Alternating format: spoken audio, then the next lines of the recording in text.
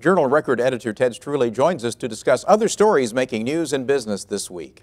Ted, a request by Oklahoma Gas and Electric for $1.1 billion to cover the cost of upgrades is meeting some resistance. It is. There are consumer groups and some home builder groups that are questioning that dollar amount. They say they need the money to make improvements to 2 power plants here in the state in order to come into compliance with new EPA regulations that go into effect between 2016 and 2019. The consumer groups aren't sure that that the plan is really sufficient or will cost that much. A state panel is seeking to clear the way for a bond issue to fix the Capitol. What are they doing? Well, they've had to go to the Supreme Court and ask the justices to approve issuing those bonds after some objections were raised by local attorney Jerry Fent.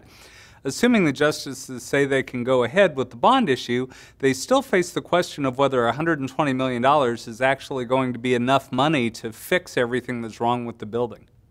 International Paper is bringing some jobs to the state.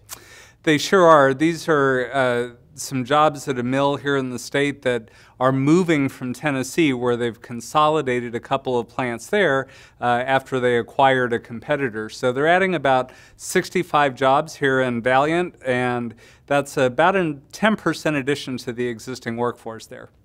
The city of Duncan is working to clear up a backlog of audits. Boy, yeah, they had an $820,000 deficit at the end of fiscal 2011 because of a transfer they made to their economic development organization. The auditor, Gary Jones, also found that they had too much money invested in life insurance annuities for their employees, which was a violation of state law. They've now said they're going to come into compliance as quickly as possible.